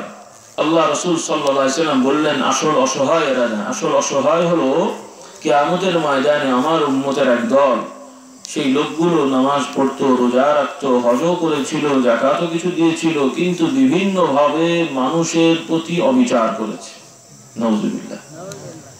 বিভিন্ন ভাবে মানুষের প্রতি অবিচার করেছে, কাউকে খুন করেছে, কাউকে ধরে মেরেছে, কারো টাকা আত্মসাৎ করেছে, জমি জায়গা দখল করে রেখেছে, আবার নামাজ রোজাও পড়েছে। ওই লোকগুলোর ক্ষতিপূরণ দেয়নি, এই অবস্থায় মারা গেছে। এই অবস্থায় লোকটা মারা গেছে। এখন নামাজ রোজা হজ যাকাত করেছে, কিন্তু আরেকজনের জমি, তার পাশের জমি দেয়াল দেওয়ার সময় টাটকা কিছু নিয়ে বসে আছে, বেড়া দিয়ে রেখেছে, দখল করে রেখেছে, রাস্তা দিচ্ছে না। এরকম বিভিন্ন রিপোর্ট আছে আমাদের কাছে। কোন এক ভাই এক এলাকায় কোনো হুজুর দোয়া করেন, জমিটা বিক্রি করতে পারছেন। কি সমস্যা? যে আমার পাশেই প্রভাবশালী লোকের জমি আছে, পাশে সরকারি জমি, ওখান থেকে তিনি বেড়া দিয়ে দিয়েছেন, আমাকে রাস্তা দিচ্ছেন না, যার কারণে জমিও বিক্রি করছেন। এখন তিনি কম দামে বিক্রি করবেন, মানে কিনে ফেললেন, সেই জন্য আমারটা আটকে রেখে দিয়েছেন। নাউযুবিল্লাহ। তো এই যে আচরণ, একজন মানুষকে ঠেকিয়ে রাখলাম নিজের স্বার্থে, ছোট গুনাহ না বড় গুনাহ? আর এই অবস্থায় যদি ওই লোকটা মারা যায়, তাহলে কিয়ামতের ময়দানে একটা বড় আসামি, হোক না সে হাজী সাহেব, হোক না সে হাজি সাহেব, হজ করলে গুনাহ মাফ হয় কিন্তু বান্দার হক মাফ করার গুনাহ মাফ হয় না। নামাজ পড়লে গুনাহ মাফ হয় কিন্তু বান্দার হক নষ্ট করার গুনাহ মাফ হয় না। জিকির আজকার তওবা মৌখিকভাবে করলে ব্যক্তিগত গুনাহ মাফ হয় কিন্তু বান্দার গুনাহ, বান্দার হক নষ্ট করার গুনাহ এগুলো দ্বারা মাফ হয় না। ওগুলো মাফ হবে, ওগুলো মাফ হবে। কিভাবে মাফ হবে? একজনের জমি আমি দখল করে রেখেছি, গুনাহ হচ্ছে, গুনাহগার, ওই গুনাহ থেকে তওবা করতে হবে, যে ওই জমিটা ফেরত দিতে হবে। পারা যাবে না ইনশাআল্লাহ?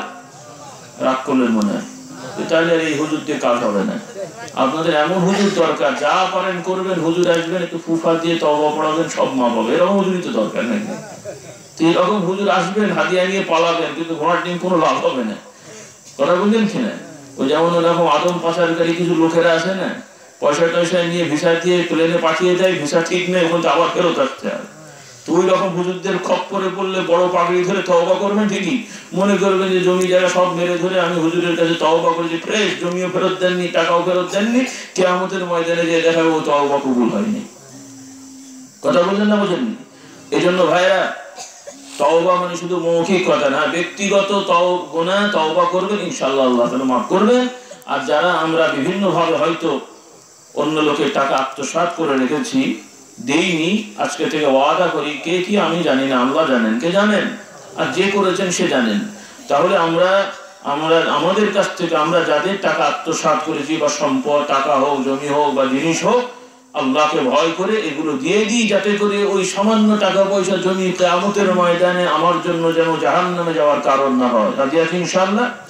আল্লাহ তাআলা তৌফিক দেন, সকলে বলুন আল্লাহুম্মা আমিন। আর ভবিষ্যতে আমরা যেন এরকম কোনো কাজ না করি। এরপরে আমার যুবক ভাইরা বিয়ে শাদী করবেন, আপনারাও ছেলে মেয়েদের বিবাহ শাদী দেবেন, যৌতুক থেকে বেঁচে থাকবেন। করা যাবে তো ইনশাআল্লাহ? করা যাবে তো ইনশাআল্লাহ? তবে চাইবেন না, যদি যাই নেবেন না, কি বলেন? আপনারা তো এভাবেই বলেন, অনেকে যারা একটু ভদ্র মানুষ এভাবে বলেন, আমরা তো চাইবো না, তবে আপনি তো দিয়েই থাকেন, কি বলেন? বলেন এরকম, এরকম শোনা যায়। এই কায়দা কৌশল করে না। একটা হলো যে মেয়ের বাবা তার ইচ্ছা হয়েছে, দেবে কি না দেবে সেটা তার ব্যাপার, কিন্তু কায়দা কৌশল করে কেউ আছে সরাসরি ডাইরেক্ট বলেন, আবার কেউ কেউ ঘুরিয়ে ঘুরিয়ে বলেন। তো এই সরাসরি আর ঘুরিয়ে ঘুরিয়ে কোনোটাই বলে কোনো কিছু মেয়ের বাবা থেকে আদায় করা যাবে না, এটা হারাম। কারণ বিয়ের নিয়মই হলো ছেলে মোহরানা দেবে, কথা ঠিক না ঠিক? তো 2-4-5 লাখ টাকা মোহরানা লিখালেন, আর 20-50-12-10 লাখ টাকা আদায় করলেন, তো কি দিলেন আপনি? কি বললেন? আল্লাহ হেদায়েত করুক। তাও আবার অনেকে দেয় না। বহু লোকেরা, গ্রামগঞ্জে কম হবে হয়তো, শহর এলাকায় খুব বেশি মনে হচ্ছে, যে বড় বড় অঙ্ক লেখাবে, এত লক্ষ মোহরানা ঠিক মতো আদায় ঘোরাডিন করবে না। আল্লাহ এদের হেদায়েত দান করুন, সকল আল্লাহুম্মা আমিন। এই একটা বড় অপরাধ সামাজিক ভাবে হচ্ছে, স্ত্রীদের প্রতি স্বামীদের অবিচার হচ্ছে। আল্লাহ হেদায়েত করুন। যার যতটুকু সামর্থ্য আছে মোহরানা লিখবেন এবং আদায় করে ফেলবেন। যারা এখনো অনেকেই আছেন, বুড়ো হয়ে গেছেন, এখনো মোহরানা আদায় করেন নাই, বলে আমি মাপ চেয়ে নিয়েছি, এভাবে জোর করে মাপ চাইলে হয়? এর মাপ চাওয়া কি কোনো মানে আছে নাকি? আল্লাহ হেদায়েত করুন, সকল আল্লাহুম্মা আমিন। এই জন্য ভাইরা, যৌতুক প্রথা থেকে বেঁচে থাকবেন। মেয়ের বাবারাও চেষ্টা করবেন যৌতুক যেন না দিতে হয়, আর ছেলের বাবারা অবশ্যই ছেলেকে সেইভাবে গাইডলাইন দেবেন যেন সে যৌতুক মুখী না হয়। আবার অনেক ক্ষেত্রে অনেক ছেলেরাও আমাদের কাছে অভিযোগ করে যে হুজুর আমি চাই না, কিন্তু বাপের জ্বালায় খুব বাঁচি না, যে বাপ যৌতুক নেবেই, নাউজুবিল্লাহ। এরকম বহু বুড়ো লোক আছেন, আল্লাহ হেদায়েত করুন। আজকাল অনেক ক্ষেত্রে দেখা যায় যে বহু বুড়ো মানুষকে নিয়ে আমরা বিপদে আছি।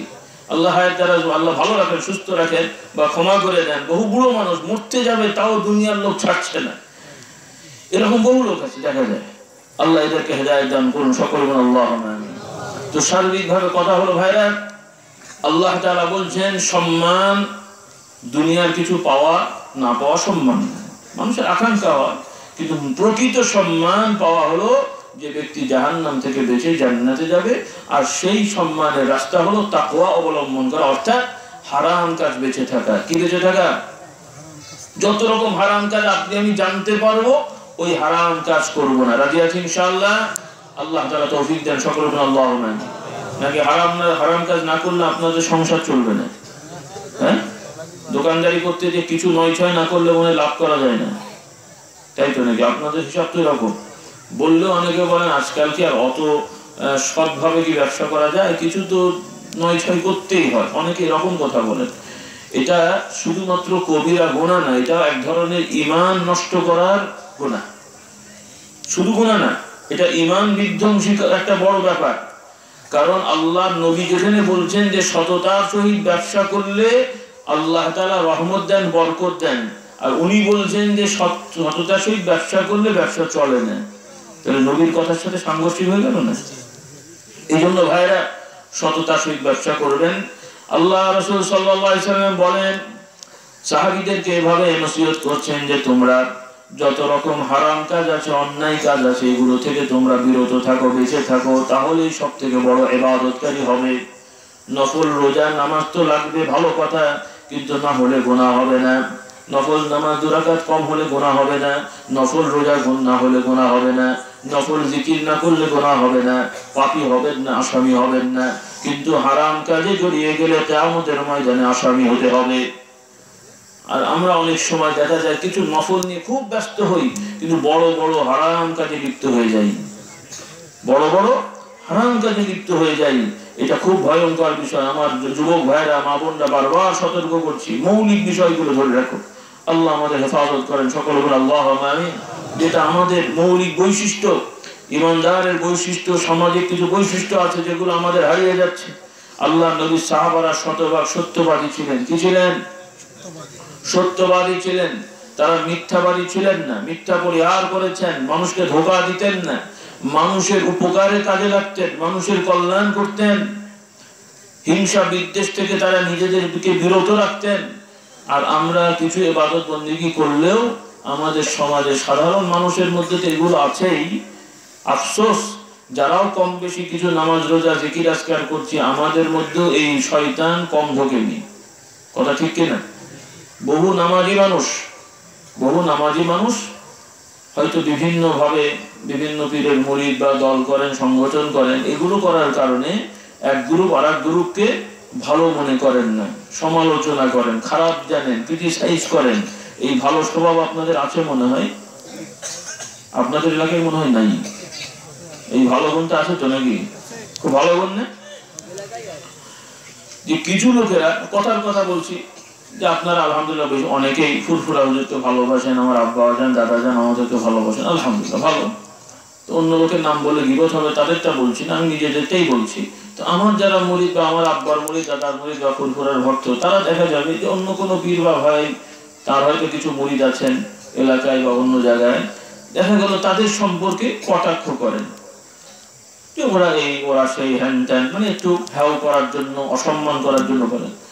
এটা শুধু আমাদের নয়, উদাহরণস্বরূপ বলছি। আবার অন্য যারা পীর সাহেবরাও আছেন, তাদের মুরিদদের মধ্যে আবার আমাদের বা অন্যদের মুরিদদের, অথবা যারা হয়তো মুরিদ নন বা অন্য কিছু দিনের কাজ করছেন বিভিন্নভাবে, এরকম সমাজে অনেকেই দিনের কাজ করেন না। তাহলে একই দিনের কাজ বিভিন্ন লোক করছি, কিন্তু একে অপরকে খারাপ জানি। এটা খুব ভালো গুণ তো নাকি বলেন? হ্যাঁ, আমি নামাজি, আর এক নামাজিকে বলছি ওর নামাজ হয় না, ওই লোকটা ফাসেক, ও মুনাফিক, ও অমুকের দালাল, ও তমুকের দালাল। আমি যখন বলবো সেও তো বলবে, তো সেও এরকম বলছে।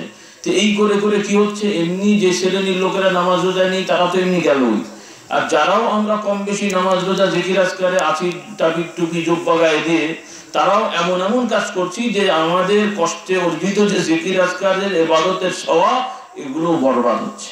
তো রেজাল্টটা কি হচ্ছে? এত মেহনত করে রেজাল্ট হয়ে যাচ্ছে জিরো।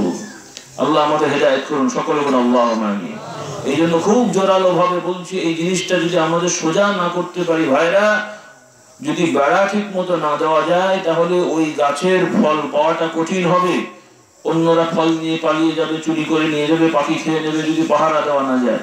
তো আপনার আমার ইবাদতটাকে যদি পাহারা দিয়ে না রাখা যায়, রিয়া থেকে, হিংসা থেকে, গীবত গিল্লা থেকে, মিথ্যা থেকে, তাহলে এই সমস্ত আবর্জনার জন্য আমাদের ইবাদতগুলো নষ্ট হয়ে যাবে। নাউজুবিল্লাহ।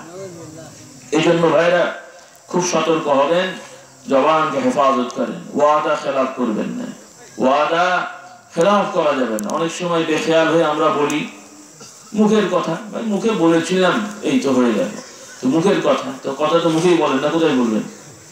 মুখের কথা। তার মানে ওনারা মনে করছেন যে লিখিত পড়িত হলে সেটা স্ট্রং, আর যদি শুধু মুখে বলা হয় এর কোনো মূল্য নাই। নাউজুবিল্লাহ বলেন। মুসলমান বিশ্বাস করে মুখের কথাটাই মূল্যবান, আর এই মুখের কথা মনে রাখার জন্য লেখা হয়, কথা ঠিক কিনা? কিন্তু আমরা অনেক সময় মুখের কথা বলে উড়িয়ে দেয়। এখন এক কথা বলছি, আবার দুপুরে আর এক কথা বলছি, সকালে আর এক কথা বলছি, কথা ঘুরিয়ে ফেলছি, ওয়াদা করলে খেলাফ করছি। আল্লাহ নবী সাবধান করলেন, এটা মুনাফিকি খাসলত। কিসের খাসলত? আল্লাহ নবী বলছেন মুনাফিকের খাসলত হলো কয়েকটা আছে, তার মধ্যে একটা হলো কথা বললে মিথ্যা বলে, ওয়াদা করলে খেলাফ করে, এটা হলো মুনাফিকের খাসলত। আর আমানত রাখতে দিলে আমানতের খেয়ানত করে। কি করে? কোন রকমের আমানত দেওয়া হলো, বিভিন্ন রকমের আমানত হতে পারে, আঞ্চলিক হতে পারে, সামাজিক হতে পারে, রাষ্ট্রীয় হতে পারে, বিভিন্ন প্রতিষ্ঠানে হতে পারে।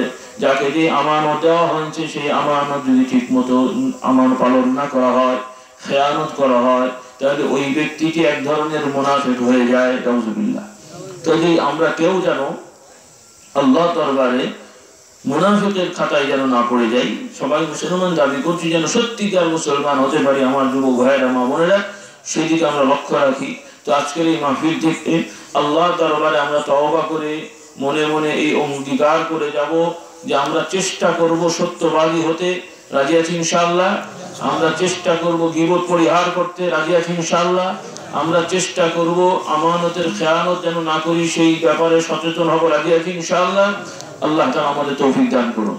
আর যত ভাইরা আছে, যে যেই পীরের মুরিদ হই আর যারা যেভাবে ইসলামের কাজ করি, প্রত্যেককে সম্মান করব, ইমানের জন্য ভালোবাসবো। রাজি আছি ইনশাআল্লাহ? আর যারা দুনিয়ার দলাদলি করি, সুযোগ পেলেই মারামারি করবো, তাই তো? তা করবেন না? কি বলেন? আল্লাহ হেদায়েত করুন, সকলে বলুন আল্লাহুম্মা আমিন। তবে রাজনীতির জন্য মারামারি করার তো কোনো দোষ নেই। কি বলেন? দোষ আছে না নেই? আল্লাহ হেদায়েত করুন। খবরদার আমার যুবক ভাইয়েরা এবং মুরব্বীরা, অনেকেই খুব ভালো মানুষ, কিন্তু যখন রাজনীতির প্রশ্ন চলে আসে, একজন এক দল করেন, আরেকজন আরেকজন, তখন আর মাথা গরম হয়ে যায়, তখন আর নীতি টিতি থাকে না, তখন যে যেভাবে পারে একে অপরকে ঠেঙিয়ে সাইজ করার ধান্দায় থাকেন।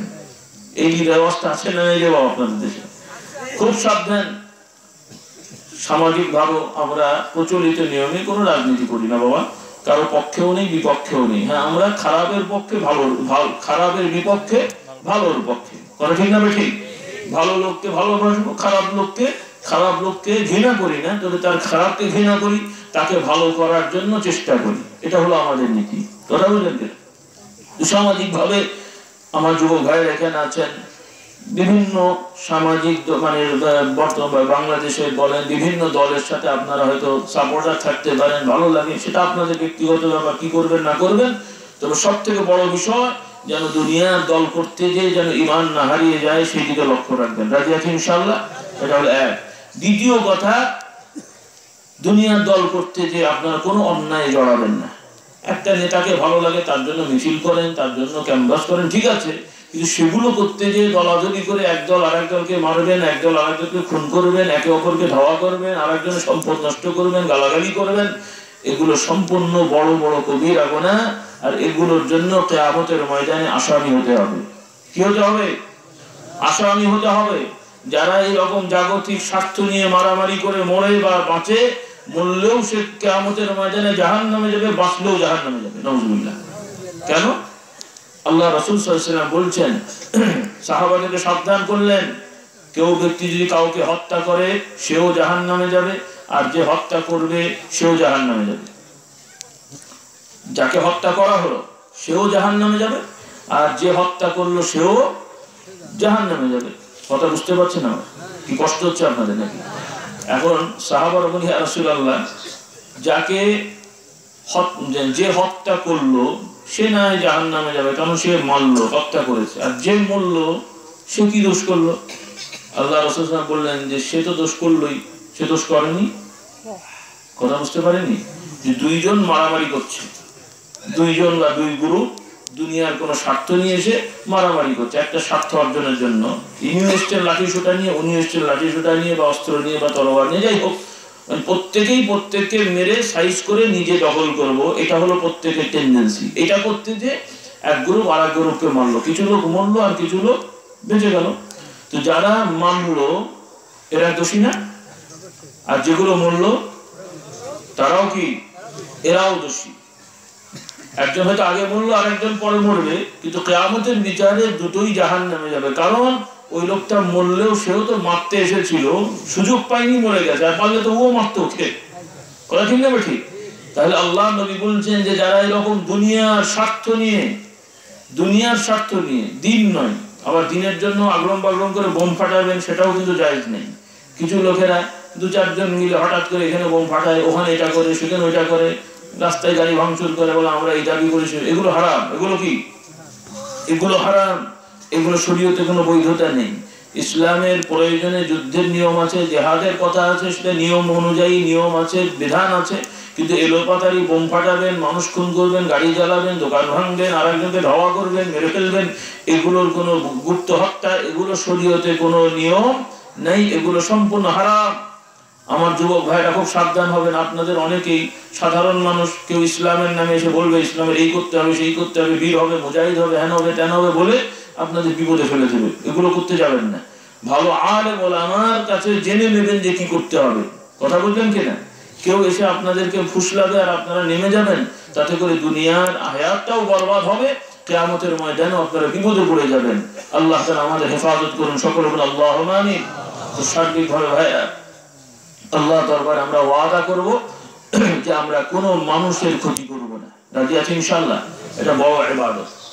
আমরা যতটুকু পারবো মানুষের উপকার করব, কিন্তু ক্ষতি করব না। উপকার করতে না পারলে অন্তত ক্ষতির কারণ হব না। রাজি আছি ইনশাআল্লাহ? এটা বড় ইবাদত। নফল নামাজ কম হোক, তাও আপনার আমলনামা ভরবে ইনশাআল্লাহ। আমি কম পড়তে বলছি না, কিন্তু ওই রকম ইবাদত করে লাভ হচ্ছে না যে খুব দান করলাম, বহু টাকা আত্মসাৎ করে, এরপরে কিছু টাকা নিয়ে এসে গরিব মিসকিনকে বিলিয়ে দিলাম। 10, 12, 15 হাজার কোটি টাকা আত্মসাৎ করে 2-1 কোটি টাকা বিলিয়ে কি সব জায়েজ হয়ে গেল নাকি? তাই হলো? আল্লাহ হেদায়েত করুন। বহু মানুষ ঠেঙিয়ে ঠুঙিয়ে মেরে ধরে 2-1 জনকে হাসপাতালে ট্রিটমেন্ট করে আমি একজন দানবীর হয়ে গেলাম, হলো নাকি? এরকম করে মানুষকে হয়তো ফাঁকি দেওয়া যায়, আল্লাহ তাআলাকে ফাঁকি দেওয়া যাবে নাকি? এই জন্য মুমিন মুসলমান বিশ্বাস করে যে আমার সব বিষয় আল্লাহ তাআলা জানছেন, কোনটাই গোপন রাখা সম্ভব হবে না। কিয়ামতের ময়দানে সবটার জন্য আমাকে কৈফিয়ত দিতে হবে। কাজে ওই সময়ে আল্লাহর সামনে দাঁড়াতে হবে, এই ভয় যেন সব সময় থাকে, তাহলে ইনশাআল্লাহ আমাদের জন্য জান্নাত বরাদ্দ হয়ে যাবে। আর যদি ওইটা না হয়ে শুধু দুনিয়ার লোভে লালসায় যা ইচ্ছা তাই করব যদি প্রবণতা হয়, তাহলে কিয়ামতের ময়দানে বিপদে পড়তে হবে। তো যাই হোক, আল্লাহ তাআলা আমাদেরকে নিয়ে এসেছেন, আপনারা ধৈর্য সহিত বসেছেন। দোয়া করি আল্লাহ তাআলা আপনাদের আমাদের সবাইকে কবুল করুন, সকলে বলুন আল্লাহুম্মা আমিন। আজকের মাহফিল যারা আয়োজন করেছেন, আলহামদুলিল্লাহ অল্প সময়ের ভেতরে খুব সুন্দরভাবে আয়োজন হয়েছে। আল্লাহ তাআলা তাদের কবুল করুন, সকলে বলুন আল্লাহুম্মা আমিন। তো এখন অল্প সময়ের ভেতরে দোয়া হবে। যারা খাবারের দায়িত্বে আছেন খুব তাড়াতাড়ি খাবারগুলো নিয়ে আসেন এবং দেওয়া শুরু করে দেন। এখনই খাবারগুলো নিয়ে আসেন এবং যে সাইড থেকে দিলে সুবিধা হয় আপনারা আস্তে আস্তে দিতে থাকেন। স্বেচ্ছাসেবক ভাইরা চলে যান, যারা স্বেচ্ছাসেবক ভাইরা আছেন খাবারের দায়িত্বে আপনারা চলে যান, খাবারগুলো নিয়ে আসেন। আর আপনারা অন্য লোকেরা উঠবেন না, সবাই বসবেন। এমনি যারা ভাইরা আছেন বসে যান, শুধু স্বেচ্ছাসেবক ভাইরা উঠে যান এবং খাবারগুলো নিয়ে এসে আস্তে আস্তে দিতে থাকেন। আর আমরা কিছু কথা বলি ইনশাআল্লাহ। আল্লাহ তাআলা তৌফিক দেন। সকলে একটু মহব্বতে সেই দরুদ শরীফ পড়ি। আল্লাহুম্মা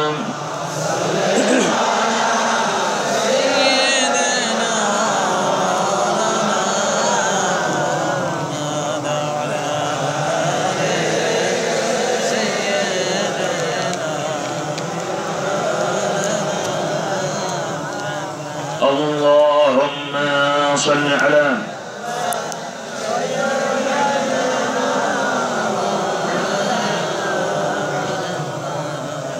وعلى آل سيدنا صلى الله عليه وعلى آله وأصحابه وبارك وسلم। তো ভাইরা, হাদিস শরীফে আসছে আল্লাহ রাসূল সাল্লাল্লাহু আলাইহি ওয়াসাল্লাম বলছেন যে আল্লাহ তাআলার কিছু বান্দা আছেন।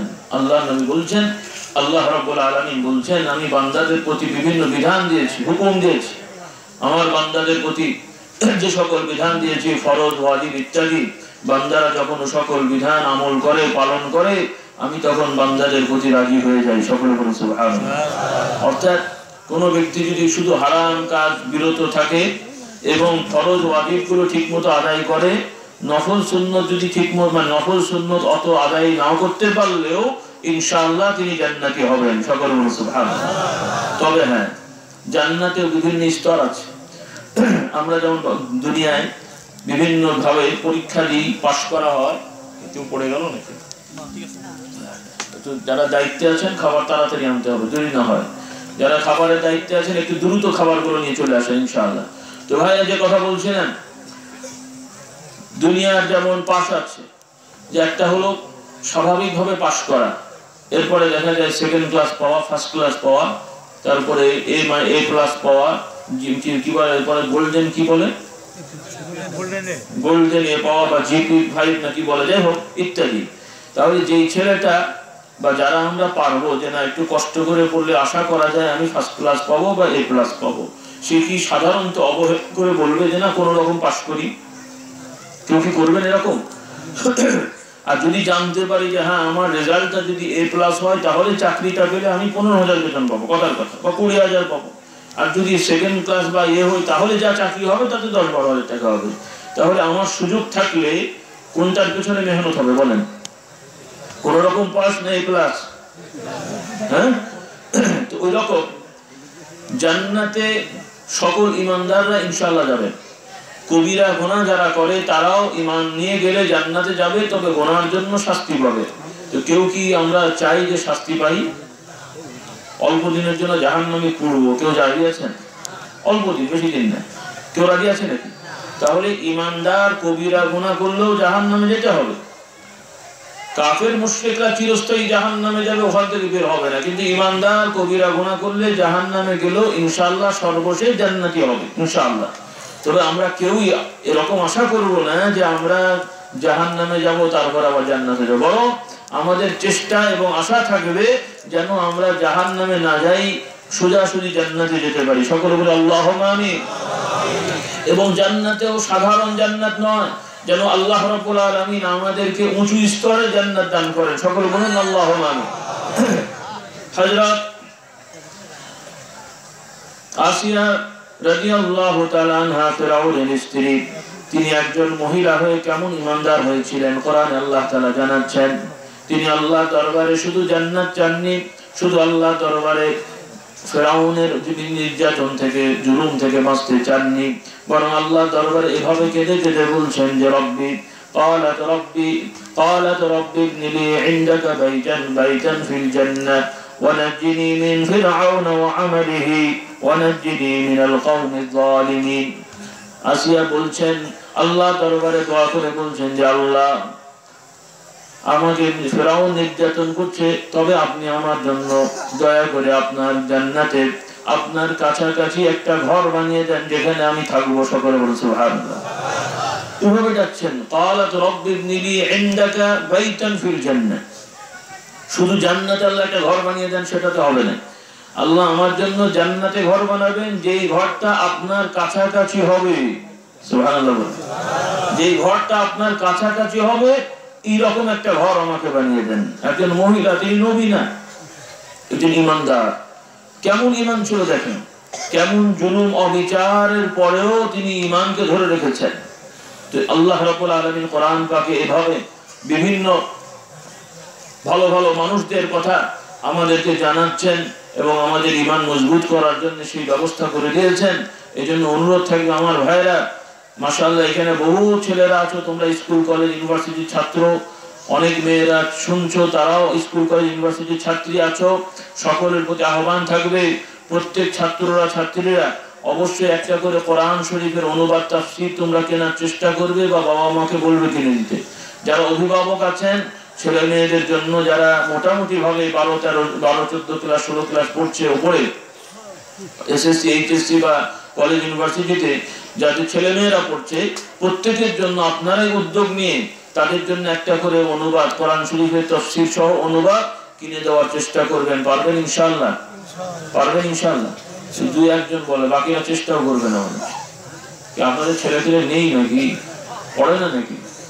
রাগ করছেন নাকি?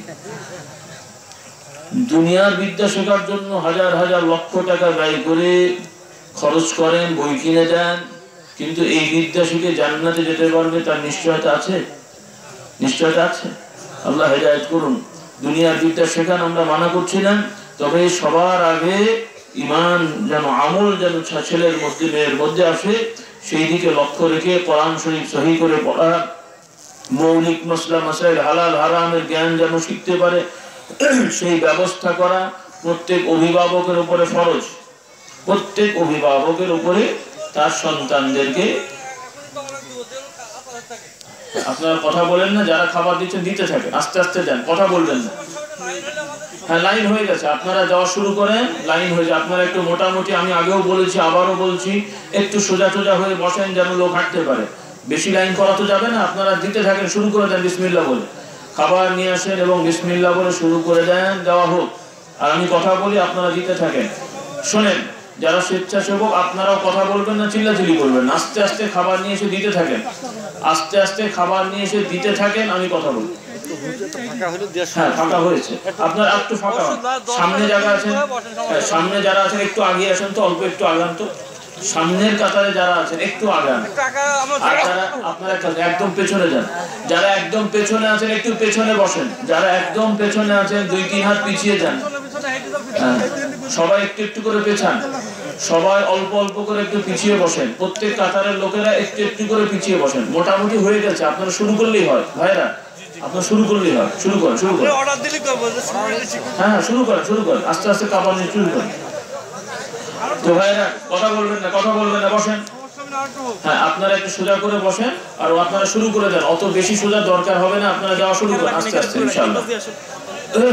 খুলে রাখেন, খুলেন। তো ভাইরা যে কথা বলছিলেন, কোন রকম পাস করতে আমরা চাই না, বরং ভালো রেজাল্ট করতে চাই। ওইভাবে আল্লাহ রাসূল সাল্লাল্লাহু আলাইহি সাল্লাম বলছেন, আল্লাহ তাআলা বলছেন যে যারা ফরজ ওয়াজিব ঠিকমতো আদায় করে আল্লাহ তাআলা তাদের প্রতি রাজি হয়ে যান। আর যারা এই ফরজ ওয়াজিবের পাশাপাশি সুন্নত মুস্তাহাব ইত্যাদি আমল বেশি করে করেন, অর্থাৎ ফরজ তো আমরা জানি, ফরজের পাশাপাশি নফল নামাজ, নফল রোজা, জিকির আজকার, দান খায়রাত, মানুষের সাথে ভালো ব্যবহার, মানুষকে উপকার করা, মানুষের কল্যাণে কাজ করা, এভাবে যারা নফল ইবাদত বেশি বেশি করে করবেন আল্লাহ রাব্বুল আলামিন তাদের প্রতি খুশি হয়ে যাবেন এবং তাদেরকে ভালোবাসবেন। সকলে বলুন সুবহানাল্লাহ। আর আল্লাহ নবী বলেন, যখন আল্লাহ রাব্বুল আলামিন কোন বান্দাকে ভালোবেসে ফেলেন, ওই বান্দাদের হাত দিয়ে ধরা, পা দিয়ে চলা, কান দিয়ে শোনা, চোখ দিয়ে দেখা, আল্লাহ তাআলা বলছেন আমি ওই বান্দার পা দিয়ে চলা হয়ে যাই, কান দিয়ে শোনা হয়ে যাই, চোখ দিয়ে দেখা হয়ে যায়। বান্দা আমার কাছে যা চেয়ে থাকে আমি বান্দাকে তাই দিয়ে থাকি। সুবহানাল্লাহ। অর্থাৎ ওই বান্দাকে আল্লাহ তাআলা খাস রহমত দ্বারা পরিচালিত করেন, যে বান্দা আল্লাহ দরবারে যা চাই আল্লাহ তাআলা তাই দিয়ে থাকেন। তো আমাদেরকে এই আশা হয় না যে আল্লাহ দরবারে আমরা ফরিয়াদ করব, আল্লাহ আমাদের দোয়া কবুল করবেন, আমাদেরকে নিয়ামত দেবেন, এই আশা আমাদের আছে না নাই? তো এই আশা রেখে, এই আশার জন্য কাজ হলো ফরজ ওয়াজিবের পাশাপাশি আমার ভাইরা, মা বোনরা সবাই নফল নামাজ, নফল রোজা, জিকির আজকার, তাসবিহ তাহলিল এগুলো বেশি করে করবেন। সব কথা তো 1-2 ঘন্টা বলা যাবে না, বলা যায় না। কিতাব আদি আছে, দেওয়ার পরে আপনারা স্টেজেও কিতাব পাবেন, স্টেজে কিতাব নিয়ে আসা হোক কিছু। আবার সামনে রাস্তায় আমার গাড়ি আছে, ওখানেও যাওয়ার সময় নিতে পারবেন, খুব তাড়াতাড়ি নিতে হবে, অল্প সময়ের ভেতরে, যেহেতু আমার ব্যস্ততা বেশি। তো যাই হোক, দেওয়ার পরে আপনারা কিতাবগুলো নেবেন, ঈমান আকীদার কিতাব, ওজিফার কিতাব, দিক নির্দেশনামূলক কিতাব, তারপরে ক্যালেন্ডার সহ আরো অন্যান্য গুরুত্বপূর্ণ বিষয় আছে। এগুলো আপনারা যারা পড়াশোনা করেন বা জানেন এগুলো সংগ্রহ করবেন।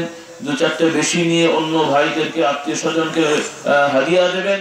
তাহলে আপনার একটি কিতাব হাদিয়া দেওয়ার কারণে, উপহার দেওয়ার কারণে যদি একজন কিছু হেদায়েত পান, কিছু আমল করেন, ইনশাআল্লাহ আল্লাহ রাব্বুল আলামিন এর সওয়াব আপনাকেও দান করবেন। কাজে এই মেহনতে আমরা থাকবো, রাজি আছি ইনশাআল্লাহ। আল্লাহ তাআলা আমাদেরকে তৌফিক দেন, সকলে বলুন আল্লাহুম্মা আমিন। তো ভাইরা, ফরজ ওয়াজিবের পাশে নফল সুন্নাত মুস্তাহাব আমল করবেন, সকল মুমিন ভাইরা মিলেমিশে চলবেন, আল্লাহ তাআলা কবুল করুন, সকলে বলুন আল্লাহুম্মা আমিন। খাবার দেওয়া শুরু করে দেন, দেরি হয়ে যাচ্ছে, আস্তে আস্তে দেওয়া শুরু করে দেন। যারা দিচ্ছেন কথা বলবেন না, যারা নিচ্ছেন তারাও কথা বলবেন না। তো আসুন আমরা সকলেই, হ্যাঁ হ্যাঁ ইনশাআল্লাহ এখন তাওবা হবে।